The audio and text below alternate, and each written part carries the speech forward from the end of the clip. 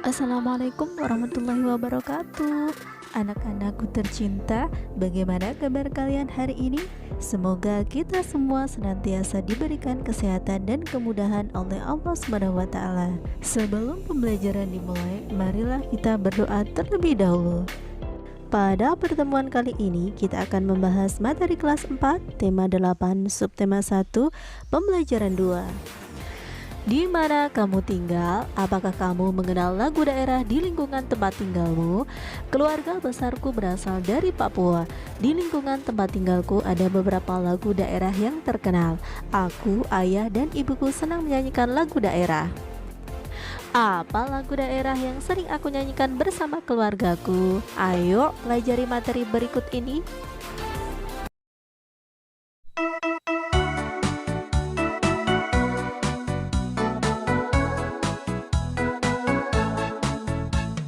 Hey yamko rame yamko aronawa kombe temino kibe kubanako kombe ko yumano bungo awe ade honke honke honke riro honke jombe jombe riro honke honke honke riro honke jombe jombe riro.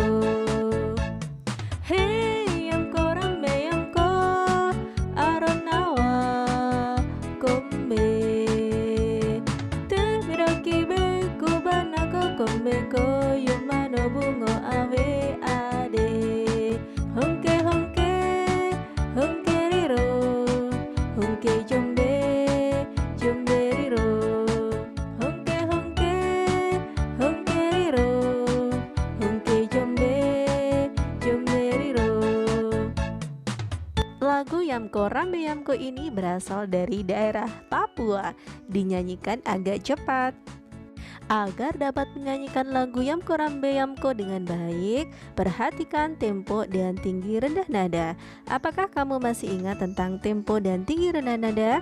Mari mengingat kembali tentang tempo dan tinggi rendah nada. Tempo adalah cepat lambatnya lagu dinyanyikan. Tempo dibedakan menjadi 3 macam, yaitu tempo cepat, tempo sedang, dan tempo lambat. Pemilihan tempo dalam suatu lagu harus disesuaikan dengan isi lagu. Sebagai contoh, lagu yang menggambarkan keriangan biasanya menggunakan tempo cepat. Lagu untuk menidurkan bayi biasanya menggunakan tempo sedang ataupun tempo lambat. Sementara itu, tinggi rendah nada merupakan cara menyanyikan lagu sehingga menghasilkan nada tinggi ataupun nada rendah sesuai dengan notasi lagu. Berikut urutan tinggi rendah nada yang disebut tangga nada dengan notasi angka dan notasi balok. Tinggi rendah nada dengan notasi angka. Nada bertitik di bawah berarti nada rendah, nada tidak bertitik berarti nada sedang, dan nada bertitik di atas berarti nada tinggi. Tinggi rendah nada dengan notasi balok.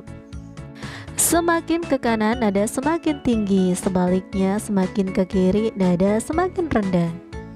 Nada-nada yang bertitik di bawah disebut tangga nada oktav rendah, nada-nada yang tidak bertitik disebut tangga nada oktav sedang, dan nada-nada yang bertitik di atas disebut tangga nada oktav tinggi. Tangga nada adalah urutan nada yang disusun secara berjenjang. Susunan nada yang berurutan naik atau turun disebut tangga nada. Tentu saja jarak antar nada yang berurutan itu naik atau turun tertentu pula. Pada lagu Yamko Rambe Yamko ada nada bertitik di atas dan ada pula nada yang tidak bertitik. Ini berarti bahwa lagu Yamko Rambe Yamko memiliki nada tinggi dan sedang. Lagu Yamko Rambe Yamko ini berisi tentang peperangan yang menyedihkan. Lagu ini mengisahkan sebuah pertikaian dalam negeri. Di dalam lirik lagu ini, si penyanyi hendak menjadi pahlawan, disebut bunga bangsa, dan mempertahankan kemerdekaan. Adapun sumber lain menyebutkan bahwa lagu ini berkisah mengenai perang suku yang terus memakan korban dan tidak selesai-selesai di tanah Papua. Sekarang bacalah cerita rakyat yang berjudul Kasuari dan Dara Mahkota. Kasuari dan Dara Mahkota. Kasuari memiliki badan besar dan sayap lebar. Dia mampu terbang tinggi. Namun Kasuari amat serakah. Dia memetik banyak sekali buah yang telah masak. Buah-buahan itu disembunyikan di bawah sayapnya sehingga burung-burung lain tidak kebagian. Burung-burung lain mengetahui keserakahan Kasuari. Oleh karena itu, tidak seekor burung pun mau berteman dengannya. Meski demikian, Kasuari tidak memedulikannya. Lama-kelamaan Kasuari semakin serakah. Tidak hanya buah-buahan di pohon saja yang diambilnya, tetapi juga buah-buahan yang jatuh ke tanah. Burung-burung lain pun jengkel. Mereka mencari cara agar Kasuari sadar dari sifat serakahnya. Bagaimana jika lomba terbang? Siapa yang mampu terbang tinggi dan paling jauh, dialah pemenangnya. Kalau Kasuari kalah, dia tidak boleh mencurangi kita lagi. Usul Dara Mahkota. Siapa yang bisa melawan Kasuari? Badannya besar, sayapnya lebar. Sekali mengepakkan sayap, dia pasti bisa terbang jauh. Kita tidak akan menang, jawab Pipit pesimis. Ingat, kita harus menggunakan akal. Serahkan semuanya padaku. Aku akan melawannya dalam perlombaan ini, kata Dara Mahkota sambil tersenyum. Dia berusaha meyakinkan teman-temannya.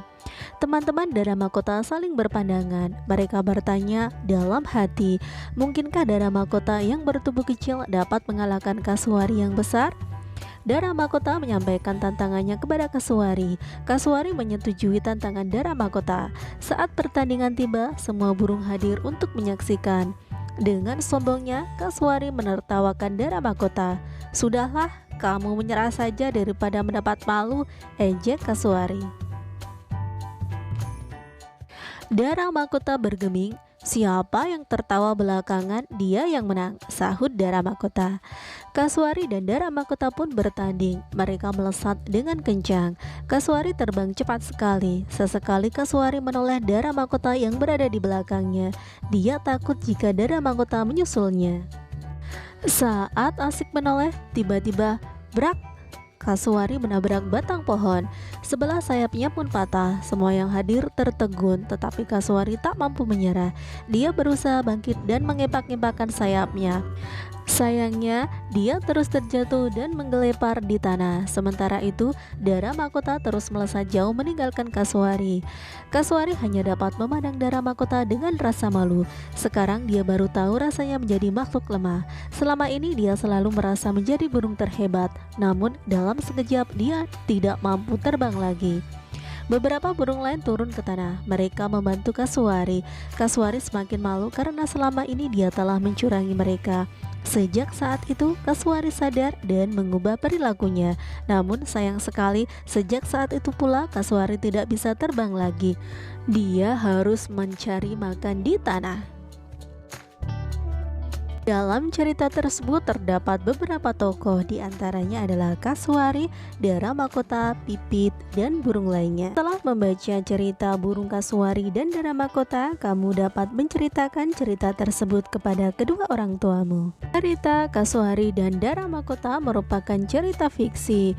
Ada berbagai jenis cerita fiksi, diantaranya adalah cerita rakyat, cerpen, dan novel. Adapun jenis cerita rakyat antara lain cerita jenaka, mite, fabel, legenda, dan saga. Berikut ini adalah informasi tentang jenis-jenis cerita fiksi. Cerita jenaka merupakan bagian cerita rakyat yang berunsur jenaka atau lucu yang dapat membangkitkan tawa. Contohnya Si Kabayan, Lebay dari Malang, dan Pak Banjir asal Jawa. Mite adalah dongeng yang bercerita mengenai makhluk gaib, para dewa kahyangan. Di dalam cerita terkandung kepercayaan animisme. Contohnya Nyi Roro Kidul Laut Selatan. Fabel merupakan cerita yang menceritakan kehidupan hewan yang berperilaku menyerupai manusia. Contohnya adalah cerita lebah dan semut, kancil, dan buaya. Legenda merupakan cerita rakyat zaman dahulu yang berkaitan dengan peristiwa dan asal-usul terjadinya suatu tempat. Contohnya adalah Sangkuriang, Batu Menangis. Saga merupakan kisah lama yang menceritakan kepahlawanan serta keberanian tokoh yang mengandung unsur-unsur sejarah. Contohnya adalah Ciung Wanara, Panji, Air Langga. Cerpen atau cerita pendek adalah jenis prosa yang isi ceritanya bukan kejadian nyata dan hanya dibuat-buat. Terdiri dari tidak lebih 10.000 kata, menggunakan gaya bahasa naratif, padat, dan langsung pada inti cerita. Contohnya adalah kejujuran nomor 1 dan janganlah menjadi anak nakal. Dan yang terakhir adalah novel. Novel adalah karya sastra yang menceritakan berbagai masalah kehidupan tokoh.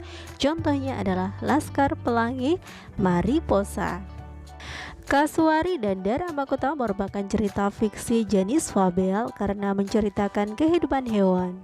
Sedangkan Asal Mula Telaga Warna merupakan cerita fiksi jenis legenda karena menceritakan asal-usul terjadinya suatu tempat. Anak-anak, apa kamu masih ingat tentang gaya dan gerak? Perhatikan dua gambar berikut ini. Gambar pertama menunjukkan mendorong meja sendiri, sedangkan gambar yang kedua adalah mendorong meja berdua. Dorong meja sendiri tentunya akan terasa lebih berat, sedangkan mendorong meja secara berdua tentu akan menjadi lebih ringan.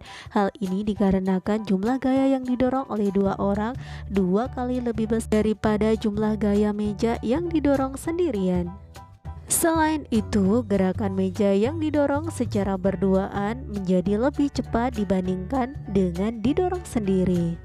Kegiatan ini menunjukkan bahwa gaya berpengaruh terhadap kecepatan gerak suatu benda. Nah, anak-anak, cukup di sini dulu kegiatan pembelajaran kita pada hari ini. Sampai bertemu kembali pada kegiatan pembelajaran berikutnya. Wassalamualaikum warahmatullahi wabarakatuh.